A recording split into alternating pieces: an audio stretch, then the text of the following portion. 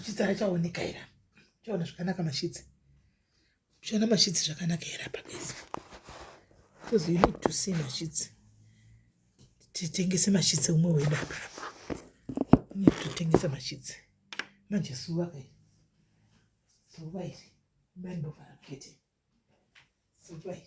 Unoona sei mashitsi. Because mashitsi.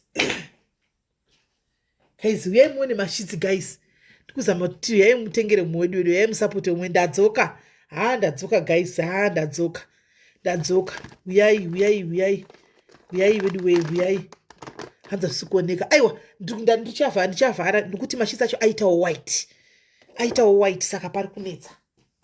Mashitsi acho aitawo white saka pari kunetsa but gaitione kuti tinosvamisa sei. Aitawo white mashitsi. Tichatraya kuti tione kuti ndingiri. Ndati handisi shiti, haasi mashitsi chete ndinoitiona. Muri kuona. Aitawo white saka pakaipa.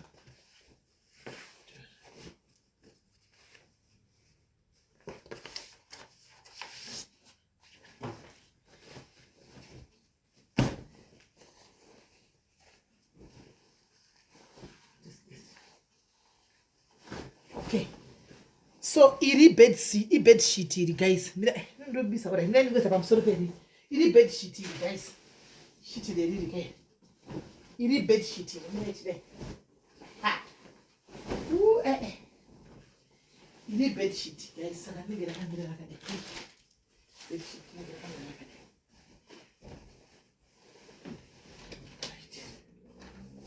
Bed sheet. Indine queen size bed ka. Ndine queen size bed saka. Ane ndakabulete mbona. Pakamera sei.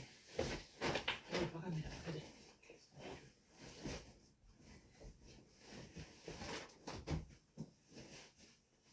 Hey. Hani muri kuona guys. Bed sheet, muri kuona bed sheet ndaisa. Bed sheet. Muri kuona bed sheet iri. Bed sheet mukuruona. Bed sheet mukuruona iri. Muri kuona bed sheet. Ndaisa. Hanze mune musika. Aiwa kana timbode zvokutengesa ngatimbotengesai. Marona bed sheet ka, right? Chaitisa ichi. Nei definitely. Handichanotengeswa mashopu here dai asikana. Ndozvamukataura sina ndibasa resoti kwai ningane chakati chakafanana neichocho. Handiti munhu anongotengeswa mashopu here. Zvimwe zvinhu hazvina nebasa rese so. Zvamunotaura so. Right? Saka bed sheet guys ine manhikikiri awo. Mene vanofamba kutarisa property dzevanhu mudzimba. Isati tarise property dzevanhu mudzimba. Right. Then I divide. Light, run. What's going on? Lights is looking for people. Hanumurkona. If it had shit and when I renege my pillowcase ajo two and renege my pillowcase two. Light in the shadow in Suva Dundurum Budira wap. Right. Saga bet Nikiri Juvet, it juveted. Juvet they needed the guys. And this is Juvet. Sagan was at the Juvet no take us na ina. And was what Juvet no ya is na ina. Ina no says awega ina. Ina on is awega. Juvet cover iri, right? Iri Juvet cover. Hello? Hello, SIS MELLY Magadini. Musha kanya.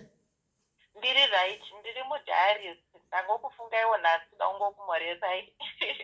All right, thank you very much mningi wangu ndiri pa live ne. Yeah, it's fine. Ndinoda kubvunza kuti nei munoziva ndombona vanhu pamalive enyu ndotora malive enyu ndiri mudhari zangu but angori silent. Ndinoda kubvunzawo kuti airtime inotengwa nevanhu vachitengera vanhu kuZimbabwe inotengwa sei? Do you have an idea? Airtime ipi? Chero kana yeopponent kana kuvatengera data kuZimbabwe, kutengera munhu ari kuZimbabwe data kana airtime inotengwa sei? Ndinganyepa handizivi. Handizivi. Ndokuzata nokuzabva unotenga airtime kuZimbabwe ikoko. Aiwa pane imwe advertisement about 10 cent iya but I've been trying to get hold of the guys since morning. Hapana respond pa WhatsApp and number dzacho dzinenge dzema WhatsApp hadzite kupona. Unototenga munomu ndakakauda kuti wakamboitenga before ka1 unototenga muno mumashops mu-airtime ivo voiconverta munhu ari kuzimbabwe otoisirwa airtime saka itoti maybe mune mamwe maplatforms amunoziva reliable. It seems like they're not reliable vanhu vacho. Send it to aisati yapinda musa ndo zvandoziva. Send it ichiri kunze kwenyika uko handizivi. Ivo vatumire mari vatenge kumagrosa ikoko vatenge kumagrosa so vanogara kure vachida kutengerwa airtime vanotofamba kwai mukuru account inotenga kuti ndizvo zviri kutaurwa navamwe vakati Shoprite kucheckers imboenda ikoko ndoda kuti airtime yekuzimbabwe maita basa kana zvakadaro. Alright mnin'ino wangu sharp ndandoti nomanyira kufunga kuti ndovhunziwa yakuti profit yekutenga airtime yekwaprofit zvandandotofungira kuti zvatanga airtime yekwaprofit iyo information iri pano handimona right. Saka iri ndo nikikiri yacho iyi inonzi chii? Ndo juvet cover racho kairi ndo juvet cover racho iri ari muri kuona iri ndo juvet cover racho iri iwo unozisa ina handiti juvet cover anogona guys mucheka wacho makeke maimwana mucheka manandi mucheka munandi maimwana regai tisei tione retisei hati unozisa ina yacho mukatika unozisa ina yako mukati unovhura apo amukona apo unovhura apo woisa ina yako mukati umu saka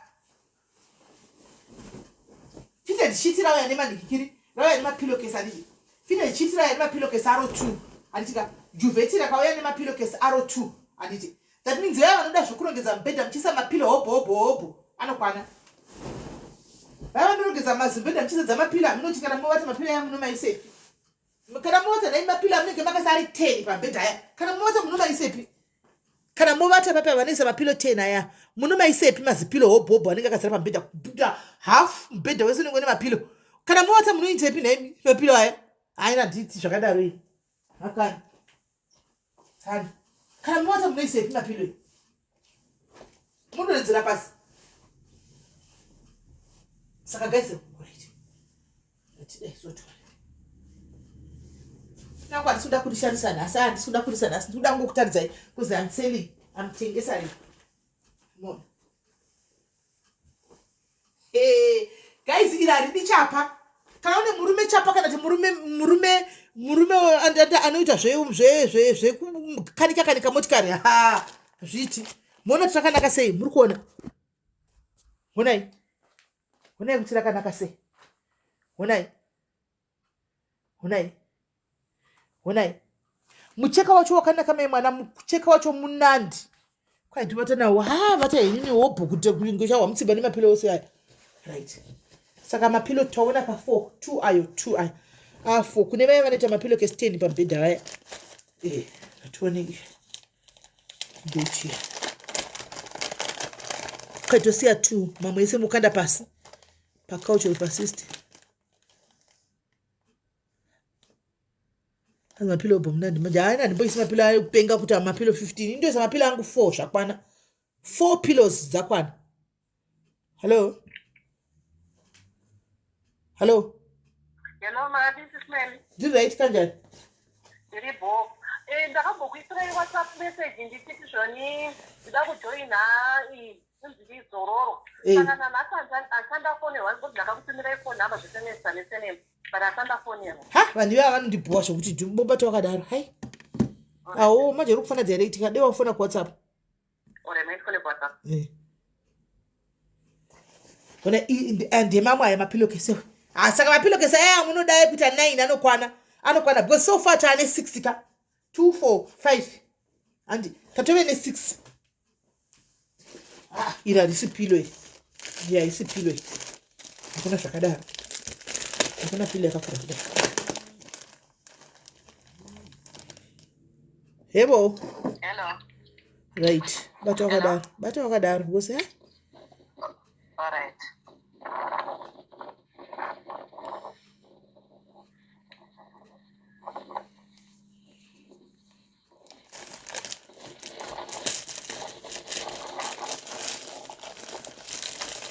Right. Just a package my pillow. Me too still waiting for the road. Anyway.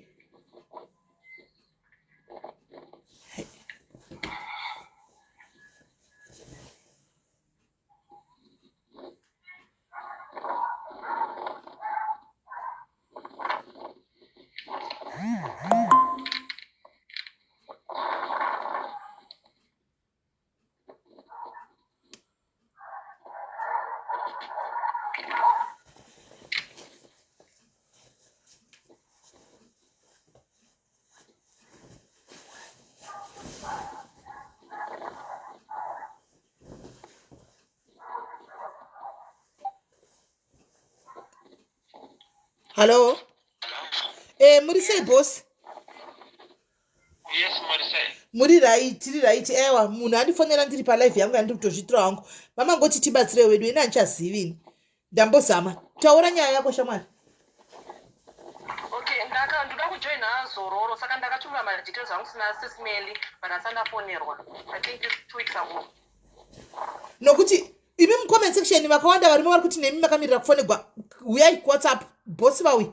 Uyai kuWhatsApp nokuti ndatoneta nekuramba chiita follow up ini vanhu havasi kufonerwa mangoti. Alright. Tinogona tichikatishe kuti timu yekupocenter vanombotrya kufona. Sisimeli ndipei number dzevanhu vada kufonerwa inini nditi call center ifone ezvinezvi. Kana isina kuita through ndinokudza kuti iya haina kuita through. Vamwe vanofonerwa but haazoona kuti because inenge iri 011 haazoziva kuti pange izororo yambotrya kufona. Ndo challenge yatinoita iyoyo. Because I'm seeing umwe ari kuti hanzi somebody is writing kuti nini kwandiri sisimeli since ndakuadvertise it's now been a month and a half. Anditi umwe ari kuti I tried calling because ndakamupa phone number ikokoko avadayire back.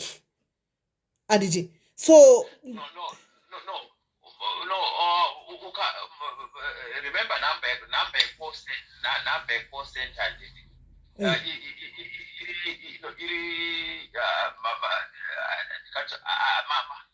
Automated numbers in my extension. Ukafonerwa kuti wozoreturna that call inogona kunetsa but vari kuti havana kufonerwa tipei masilfone number acho vanofonerwa today. alright regai ndikupei futi because ndanga ndichingodzosera kuna nozipo vanhu vodzoka ndodzosera futi vanhu ndoti nozipo munhu oti aiwa mwari kufonerwa vamwe havasi kudayira mwari kuti ndotiko kana munhu anenge afona azogoni kuritera because vanhu vacho vawandisa ndiri kungosenda bheki but pasina zvacho zvinotoshayo kuti tiri kufamba sei. Ndipei sisimeli kuWhatsApp number dzevanhu vada kufonerwa ezvinezvi vatofonerwa ezvinezvi. Alright sharp. Okay. Alright. Shamwari chibva ripi tsitsi wakangwarira nei wabva watouya wagona rega titivape nokuti zvinhu zvacho right. Wanaishtaura naye ari kupi uchu wanaishtaura naye izvozvi tibve tangosenda.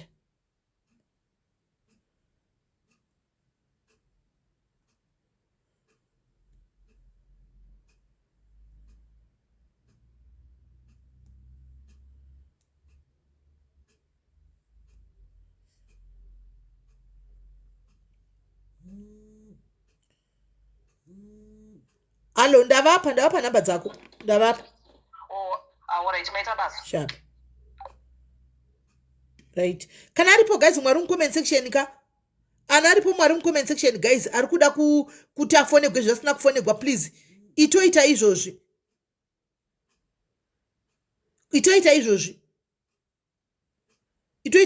Sendai izvozvi. Aiwa bosi vagara ntaura vachistama ndo zvavari. Animona kandai ningirikiri guys vari kuda kutofonegwa izvozvi itaitione vada kufonegwa izvozvi itaitione mufonegwe itaitione.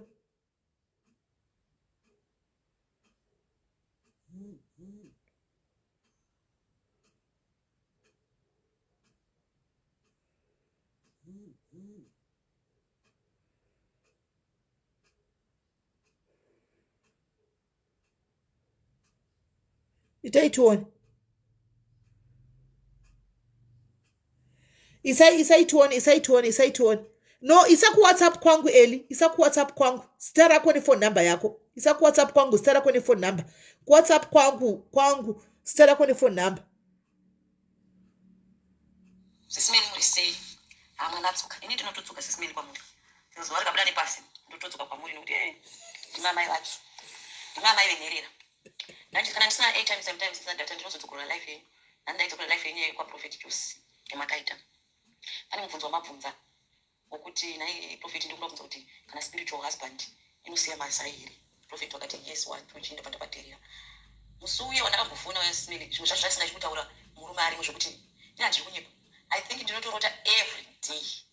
maspiritual husband. Last week ashtorara neni. But zvimwe zvashasingaiti nditaure musi uye wandakambofona but 2 months ago. Munhu unogara naye arimo anozotora advantage. Simerina ndikunyepera. Zvogora tichiti takavimbika kari mukati comment section muka. But inini handiri kunyepa. Inini handito zvazvemekuti kuti hanzi unombotangawo baba ombova mutsi. Inini handitombova mutsi. Zvokuti dzimwe nguva nditomudza kuti ndakaneta. Dzimwe nguva nditomudza kuti ashamwari munongoziva zvezvo kuita sewagarwa zvezvi. Sesimene. Asi handichadzoka zvakare. But inozoti pamwe pacho maybe ndozokanga notaura wakutobatwa nemweya kuti usateura zvese. Saka ndogara mundaudza inini Simene kuti this week ndichatenga hangu airtime yangu ndouya ndombona matokozi nadzama matestimony yangu. Simene unotorora asina tochazi murume ritoya kwandiri. Dzimwe nguva utomboni mafesi. Murume uye mukomana wacho wanditi naye dzimwe nguva akada kuti kungokupindura zvimwe zveizvi zvekuti maybe unongochisemewa nachitaurira hangu life yamaita pamwe achitaura but hai ndinorwadza unozati marriage yechingani yandiri. Zvimwe zvacho unongoitadza kutaura Simene. First marriage yangu ndairwadziwa zvokuti zasuku kungopedza kunenge kwaita kurume kwekuchipisa kuzasuku kuchipisa. Ndakamusiya. Mwana wokutanga akafa.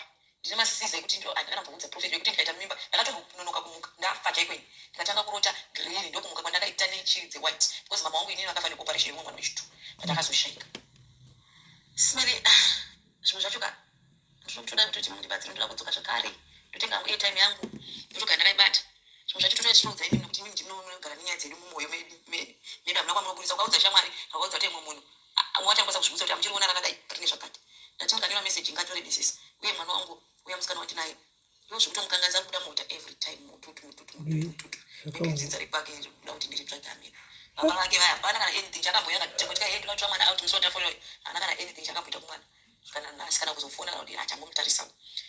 Hai Simene ndinodzoka ini maybe ndingachatawo maybe ndingaroorwa pamba paunototarisa kuti ndakutotenga 35 years paunotoona kuti apa zvimwe zvacho izvi maspiritual because patinombofamba kuchienda chunzi wakapiwa murume chikwambo kufamily handaukurira iko kwababa wako chikwambo sachofamba kufa ndimboita peace ndinotanya maspiritual husband ndinenge kwati every time musore zvakanaka mwene sora rakanaka. Anyway, nemi saka zvopera sei izvo zvamaspiritual husband izvi zvakawanda tisu chete tisingakunditenda tinenge chimotaurisa mumacoment section asi mari ngaakuwedzerei madhabhu nemadhabhu Simene. Thank you so much. Zvazvinotogwadza moyo naini zvinozombonyatsopera kuti zvapera cheko nayi mhini zvinobhowa mufunge zvorwadza zvakaoma ndichamupindura right. Saka pane ichi chiguys riripo iri ndofunga iri shitiri guys hamuzonyatsoona ini because iwaitiwo saka rinoteya anomaona iri shitiri. Nhasi hatiti endorsement iyo ichete. Hello Simene. Muri sei? Iri shitiri. Panenge pane shiti. Mushe kanjani? Right, muri busy. Taura hako asi ndiri palive. Palive? Ndikutengesa Alright, tazone zvimunya ina ndikutoona ya step mother ku YouTube ndoenda ndakatokudza yangu nyaya yangu ndozokubata ika na akuni uyo ngoda kudzaini nyaya yako ndoga sei udzawo nemadiaries nyaya yako chibva wangoitaura udza vamwe nyaya yako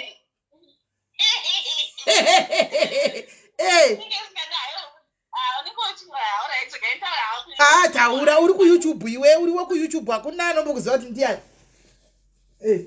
chokwadi ndimukona ini zvandakaita nyaya yastep mother arabisa mwana ini ndandakaroorwa mashuro then tikasiyana nemurume ini takaita problem yekuti mwana wangu wairwara tikaenda naye kumba kwedu tikasvika mwana wangu ati kurwara matakamboshandirwa nehama yekumba kwavo noti murume akauya achiona mwana kana muti anga arorwara vaimawana aitoti mutunyepera mwana because nenge akutotamba saka zvakazoitika ndezvekuti 2008 zviro zvakaoma kuzimbabwe ipapo saka pandakazoti tafunga kuenda kuSouth Africa kotsvaga mari mwana ndakusiya pakusiyana majaha kuita some options mwana ndosiyirani mama wangu was late baba wangu aripo kutosire mwana baba nemwana baba wangu akasina kuita dzimeri akasina mukadzvagara wega sorry saka zvainetsa wekusiyira mwana saka ndakabva ndandina sisi vangu vamwe tuona sisi vangu but situation dzavo vanotsvaga kutogarawo kumusha nemurume wake vanovatsvagarawo hake mutawuni but one roomwo achinhu zvinhu zvisina vamiriro zvakanaka so I decided kusiya mwana kuna gogo wake mai wababa wake ndasiya mwana kuna mai ababa vake kuya dani pandauya kuSouth Africa kuno ndasvika ndatowana chibasa changu ndakutotengawo hembe kupepu because handiri madhumba angu ndichishanda mumba ndichitengawo hembe dzangu kupepu ndichitumira mwana ari mumusha onovisa ndakazongozwa kuti mwana hakusisina mwana watotorwa waindepi baba vake wauya naye kuJoburg waigara nemukadzi munyowani anga andidzingisa pamurume uyu wauya kuJoburg kuya ndokwakugara ko mwana haufa mwana wato tichaona sei mwana takatombodza atime ikaenda ikoko kutobva pandinogara makilometers hopo kuenda kuJoburg ndikaenda ndikatora hanzvadzi yangu igara ikoko ndikada kuenda kuona mwana wangu takasvika kuya tikaona mwana wakatibikira chikafu murume akazosvika ndopakasvika ava kuti wakutoita hovhiyo mauya pano tikazodai takatobuda takumhanya takutodzingirwa tikapinda mota yanzvadzi yangu tikaenda tadzingiriro nababa wemwana waye kudotraya ndakadoedza ndipei mwana wangu tichengete ndizodai akati handina mwana unochengetwa nomwe murume ini ndiri mupenyu nyebve ndisadzosera mwana kumusha hadu dzosera mwana womusha urikandogara naye ikoko but pandakasvika that time takavhizita panganowo mukadzi muzimbanga aripo achiti ndime mai wemwana ndini zvikazi kana uri kwauri ikoko gara hako zvakanaka uye sadza ugute nekuti mwana kwakagara zvakanaka nekumai anorohwa kungoti mwana guorohwa ndiwakaendesa mukadzi wangu kungoti chakati ndiwakaendesa mukadzi wangu hazo anogara achibinwa mwana unotoswera akaberekwa musana akutwa zai kuti kuti mbodonya tedho akazouya akaudzwa kuti mwana anga ari kushushwa wairohwa ndokuti ndakatosvika patime kuti mukadzi iyeye anga akutondinetsawo everyday agofona huyai maiguruti gatisane huyai kani huyai nekuti murume unongoti pano kukabika ozvazini nganga mukadzi wangu anga asingabiki kudai mukadzi wangu aibika zvinonaka kwa saka saka kwakwa haitigarisane tiyebarika zvikazi yaitigarisane ndokuti kuitira kuti iye wagare zvakanaka because haasi kugara zvakanaka nemurume because every time murume is talking about me ndikati ndandikwanisi kuyaikoko ndatoitawo muvhoni ndatoonawo giribheti wangu ananda kutofambidzana naye kuno ndikati ndatoitawo muvhoni nechando chiri kuno kwandinogara netotodawo gumbezi rangu remunhu rine maziso ndatotozvitsvaikirawo gumbezi rangu ndatomuvaoni handichauyi ikokweni then iye abhazo zvanaro kuzoisa mwana akazoendeswa kumusha pana time yakati ndiuye ndipe adress ndiuye ndiunze mwana ndikati iwewe mwana haukwanisi kumuunza ndipe phone nditaure nemurume wako kana murume wako ariyo uchada kuunza mwana then ozomuunza ndataura naye first ndopakati hazviti I don't know kuti nyaya yake ikanga iri yei waida kutiza here waida kuita sei because takazopera madays ndakazofonderwa nehanzvadzi yemurume ichiti yakabva kumusha yako yakogara nemwana because mukadzi wakatiza akasiya mwana saka murume akabva daidza hanzvadzi yake kutomuzimu kuti uya uchengete mwana mukadzi ambotiza saka mukadzi wakazodzoka then mwana akazotorwa akazoenda kumusha mukadzi akasara vachisimudzira nemurume vachigara vese mwana wake kumusha but mwana wangu atokura izvototara tese kuholiday unopota achiuya tikaenda aone tiriko tichimuona watokura mwana wangu atone 18 years mufundi 18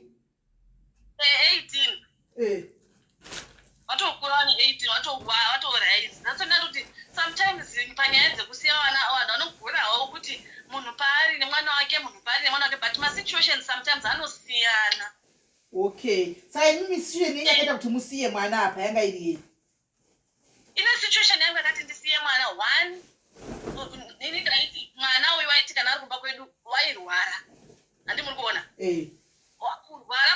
kurwara baba vakatombonditi endesa mwana uyu uchafira pano ndikati kana achifa ngaafe ari pano ndinowiga handini mai wacho waingoti kungovhizita anodhasi matomunhu wacho yasadza aibhati ndikapedza sadza ndabva ndenda kwambuya wangu ndikadai ndabva ndaenga kuti zviri kutonge mwana uri kudaidzwa unge uri kuitwa sei I don't know ukamuendesa ikoko unenge ari right ukamukadzimusono mutora wakauya naye ukaita 2 days naye kurwara kwatotanga plus ine situation akazoita kuti ndisiye mwana kuna gogo wake isituation yekuti kumasisters angu ndaigona kusiya but zvinhu zvavo zvisina wamirawo zvakanaka saka ndakati ndoda kuendesa mwana wangu kwaanogara zvakanaka akanga asina problem waitomuda ndiyega anga ari muzukuru saka waitodiwa zvekutodaro saka ndaro ndaenda kuna gogo wake ndikati gogo sarai nemwana then gogo asara nemwana mwana wazotorwa candidate wake but after some years wakamudzosera ndokwaari unotogara nagogo wake tiunaona unodzidza achigara nagogo wake tichitumirawo achiuya tichimuona tichidai tinototaura nawo zvakanaka plus chakaita ndisauya naye mwana kuSouth Africa 2008 kwaida visa inini mari hama yangu yanga ndipowa mari yevisa nandine visa remunhu 1 plus mwana anga asina passport plus kwauri kuenda unenge usikuziva kuti uri kusvika uchiwana basa rakaita sei especially kana uri munhu usina chikoro chakanyatsokwana chokuti uri kutoziva kuti it's obvious basa ndiri kuenda kutsvaga nderemumba or something risiri basa rinokupa mari yakawanda haumborriski kutapura mwana pandai pfungwa yekuti mwana unozogona wakomutora later inenge iripo but uchitanga kuya it's obvious notombofanira kusiya mwana. Okay, aiwa ndapanzwisisa shuwa asi tinenge tichingoti ndapanzwisisa shuwa situation ndoita kuti munhu asiye mwanawo asi tinenge tichingozoti chete tisingazosedu situation nachona kuti zvakamira sei plus yekuriska iyi kuti ndakungosiya because kwandiri kuenda ndizivi tichingoti mwana welfare yemwana tipamwe anogona kusara akadi akanetsekana but at least una wako atokura manje 18 years akugona kuzvimirira. Aiwa hainotokura totara everyday nagogo wake totaura naye une foni yake gogo tinetitaura stori ukama hauna kutombopera tongoti ero ndakaroorwa zvakati asi tongori hama dzangu ndizvozvo niyeye mwana chero mukadzi uyu munongowirirana nhasi mukadzi nemurume hatitombotaura nawo handitorina nhamba dzavo handitotauri nawo murume wacho is Peter I don't know bitterness yake ndei saka handitauri nawo I don't talk to them. Alright. Vanongotaura nawo ndi gogo nasekuru nemwana ava ndakati regensiye vanhu vanoite zvemukumba kwavo because at the time ndakamboda kutaura nemukadzi wacho takamboda kucommunicata vaizotwista mashoko angu then murume wozouya wozotora foni wozotanga wafonera inini achindipopotera uda kundiputsira imba yangu azomubvunzira izvekuti wakazomubvunzira izvekuti saka ndakaona kuti zvinondipa stress bheta ndisiyane nawo. Aiwa ndapanzwisisa aiwa ndizvozvo ndapanzwisisa. Aiwa utaura chokwadi ako kuti zvinhu zvacho zvine zvida kuti zvine zvakaomosha kuti odii sotaura ko chokwadi.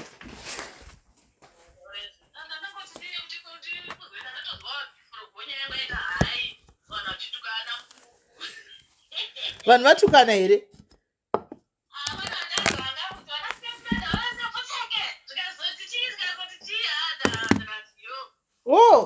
Handina hangu kuzoona kuti vanhu vangu vachitukana. Handinongoziva kuti comment section munoita sei.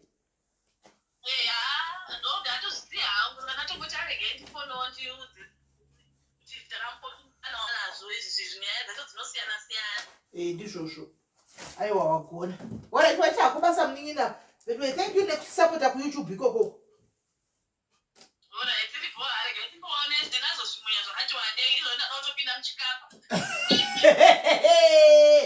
Ndo urutedza zvimunya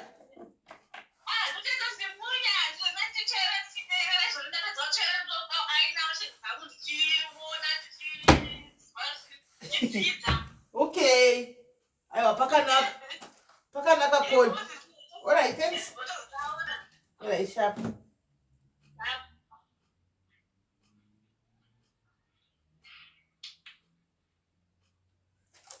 Hi guys, right, ndakutotsvaira mumba ndakutoclean mumba saka guys inda kutoclean mumba kasi mashitsi mamaona ndika mashitsi mamaona nditi mashitsi mamaona guys quality chaiyo vakuru vequality saka pane sheet chairo kwete mashitsi edu atotenga ngikiraya mashitsi quality cheche cotton pure 100% cotton koita bed sheet inonzi baby iroro fitted sheet koita unotisadza option yako unoda yejuvet kana kuti comforter anditi juvet unongopuwa uri ina iri cover wozotenga ina racho remukati anditi saka hanzi mari price handizivi Elizabeth ndosaka ndisina kutaura nyaya yeprice because I don't know kuti price mari but it doesn't hate number daisa kuti imi muchivafonera anomaona it doesn't hate kuti imi muchivafonerawo mukandotaura nawo paWhatsApp vari paWhatsApp anditi motaura naye muchinzwa anokoria kwamuri kokoko zvinosvika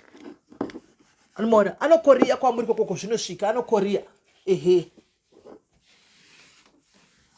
anokoria kwamuri kokoko hanzi no lipstick today ndiri kucleana kwaikola investing nzvimunya nemandene munovhota vachaenda kunovhota kukovhotwa everyday here naye dzimba dzemapwe vachaenda kunovhota ndi vanhu vasati vakuvhota vakarejesta vakamirira kuenda kunovhota vamirira kuenda kunovhota iwe wakatorejista here iwe dzimba dzemabwe iwe wakatorejista kana tiri kuda kungodza vangoti kwaendai muno iwe wakarejista tione chipepa chako chikati chako hanimaona right. So guys ndapedza zvemashitsi mamaona nditi asi nicharamba ndichaita chivhidhiyo hachiti chivhidhiyo inopambedha unochiita sei right. Asi kana ndazozviwaridza zvakanaka ndakanozoita chivhidhiyo ndopera ndichichikanda asi maona nditi maona ka ndai munosapota umwe wedu guys ndai munosapota umwe wedu please vari kutengesa maassets avo uyai mutengese handitika uyai mutipe titengese zvine aripo mapilokesi anosvika 8 chaiwo aodri hauna ndichibvunza ndichiti nai miona ndisa mapilo hobhwa kusvika pakati pemubhedha pa plani yenyu inenge iri yekuita sei ndataridza 1 goto ndambozviburisa ndotangasve ndandakatowaridza apa andiona ndibva kujimu ndikabva kujimu ndikaenda ndikasvipfekera mabhijama kuti ndiwane kuklina kuti kunotonhora kauko handingapfeki shoti kuchiklina kunotonhora saka guys ngatisapote umwe munyu vari kutengesa zvinhu please uyaiwo munotibhadhara akona mahara kamozoitwa isimeli makati kwaidi kutengesa chinhu uya kuno ini handitengesi mahara ndokubhadharisa anomaona endorsement ndetokuindosa chikubhadharisa vanhu vachitengawo mashitsi ako kwai muklina ndandiri kujimu hako ndomanyirei ndandiri kujimu ndomanyirei zvangu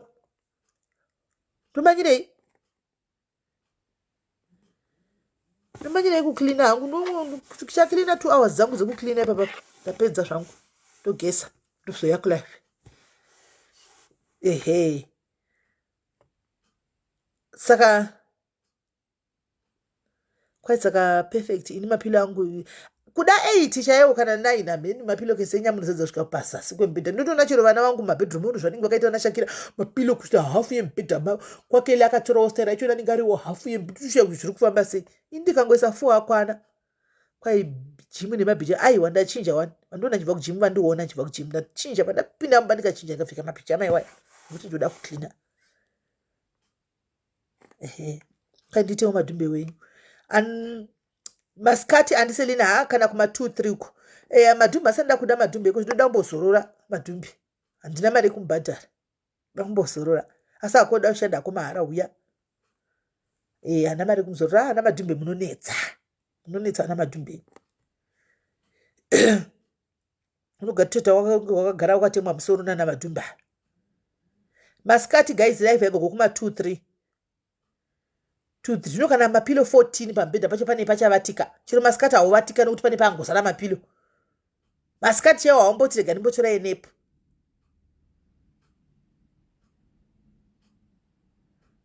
mahara uya hako valentine unenge wandigonera singaiti uya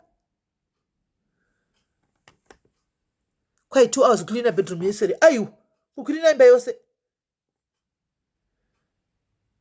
2 hours kuklina ndozvizati 2 hours kana 2 hours 30 minutes panichatanga kuti ndikapedza munomu ndopinda mutoilet yangu ndozobuda imomo ndiri kutanga nemabedrooms sani ndaenda kumakicheni makicheni singadoti chinhu nditanga nemabedroom ndotongedza ndozobuda mabedroom ese handiklini ese ndinongoklina 4 chete mabedroom ndosiya 1 singavatune vanhu ndobuda ndozoenda kusitting room ndoenda kudining room ndozoenda kukitchen ndozoklina matoilet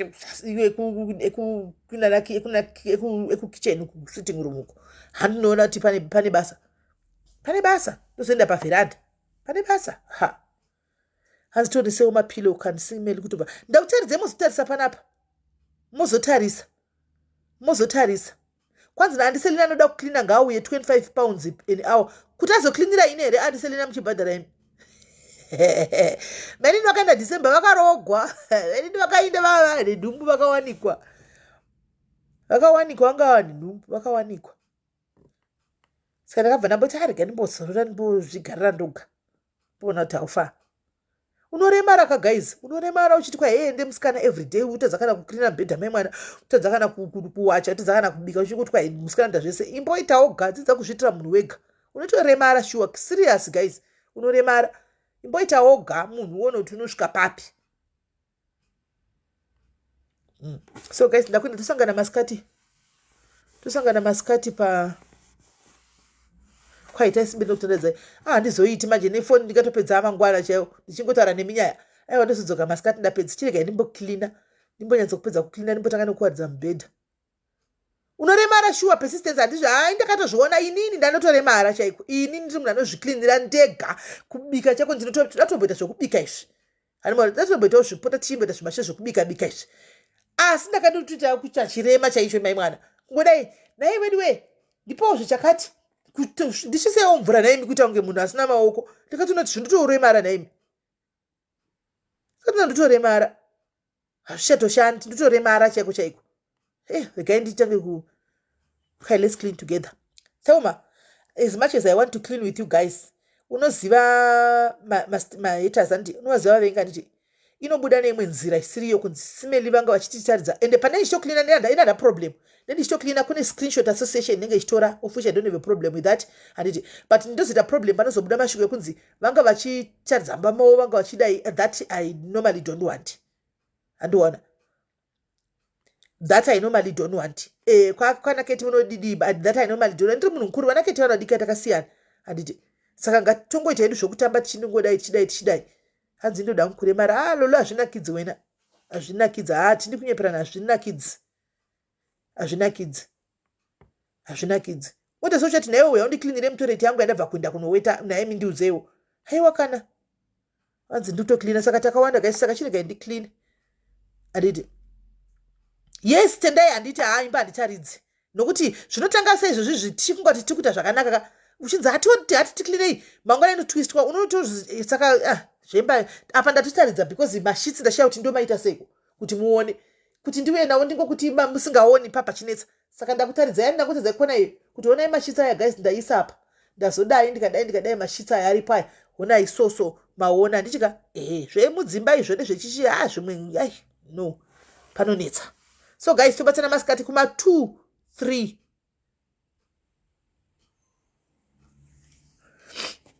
hanzi munopedzegwa kumk iyo ndoisina kana nebasa rose iyo yenyamoti mamk iyo ndoisina kana nebasa rose hamene anenge achitotora pay attention too much nekutotora serious zvinhu zvekukwenyu kwame muchiita ikoko haina kana nebasa haina kana dhiriya inototi uplift nekuti sumudzira sandi mabhustura anotiita vanhu vaya because vana kana dhiri vaya ina ndisine make vaya ndovasina kana basa vanisina kana basa navo vaya kuti kwai vachazodai because chero ukadii vanongotora chero ukadii vanototaimira kana wakabuda zvakaipa ukatobuda wakadai mukona apa muchatoiona mirai mugozoiona mumastreet enyu mukona ndakadai hani mukuona zvimasports zveblack zvakabuda izvi screenshot kechke utonzeko mafuta atotsva mafuta ableacher so that's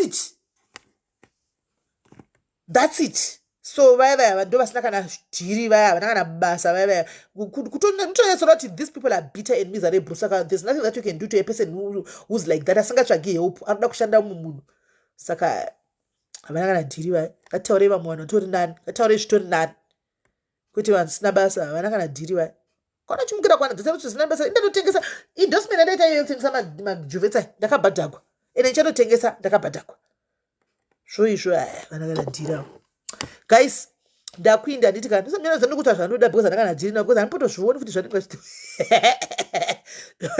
chitotaura handipozvioni kwende ndisiko handindiko alibaona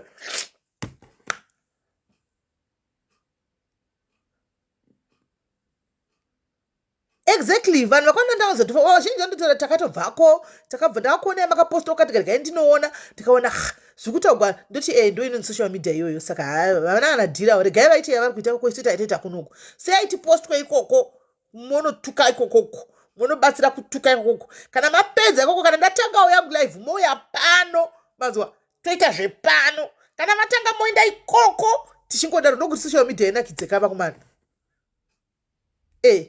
havana chivanokutadzisa vaya havana basa vaya hanzi maitsapoti tandi namba idzo queen maprice handisi kunyatsoziva chokwadi chakanaka taurai torai namba idzi mutaura navo kuwhatsapp handika so ngatipedzei basa guys tidzoka hedu masikati sitingagodi todzoka masikati handitika so guys mosikira zvakanaka handika zvakadhakwa zvakutendai hano zvinhu zvakadhakwa zviya saka guys ladies also repeat a life ukarepeat a life uchaona pana pandaichisa pabed and what not mozo repeat a life pet you repeat the life muchaiona mosura zvakanaka guys munondikomborera munonditandadza ndokuda imi ndimato yefamily kaini ndimato yefamily zvokuti kutongofunga kubhoikana kudai nokutega ndimboenda kudiaries kungobhoikana kudai rega ndimboenda kune vanhu vangu vaya totouya zvedu pano totaura nyaya dzedu zvatopera zuva ratofamba hanimaona saka hey bo zvokuti muri vanhu bo zvokuti aiwa kuappreciate kwakanaka vasikana tidi kunyepa muri vanhu vabo zvokuti thank you for your support mese, thank you for being here. Dzimwe nguva ndotouya pepayaka ndakatoremegwawo paya muziya ndakatoremegwawo ndichoti kumana zvinhu zvangu hazvisinyatsobhalansa ndinoitwa neproblem yanini nayo ndotouya pana panotanga kutaura nemika ndobva ndakutoseka ndatokangana dambudziko riya mufunge ndotobva ndatoseka anomaona ndotobva ndatoseka kuti vandai ndatombokangana zvinhamo zviya saka makakosha guys chokwadi chakanaka makatikoshera zvekutodaro makatondikoshera kudarika hama dzangu chadzi dzimwe dzinogona kuita gore dzisina kumbobvunza naiwe wakadiko asi imi munototi sisi meli muri right here 2 days hatina kukuona ichichi saka unochinyatsoona kuti no in you guys I found a family andimaona ndane family and tiri kutofamba tese jeni iyoyi tiri kudhonza tese mwari wakuitirai zvakanaka handitika rambai makamira nesu rambai muchitisapotawo panotadzawo guys ndomunhu wenyama so panotadzawo so mongoti SIS MELLY apa munenge makurasika apa totogadzirisa ina handirambi kutsigwa anoziya totogadzirisa kune anenge achisimira kuti tikota rafa aiwa guys jairai voice irori hapana kusamwa mazana handitombotsamwa ndotsamwa nekuda kwenyu imi muri munondinakidza ndotsamwa ivoice rakangoshatawo rijairei voice irori muchiona kuti ndo voice racho irori hanimaona right saka guys moswera zvakanaka mwari kuitirai zvakanaka love you meet you kuma 2-3 kokoko bolato zvekuti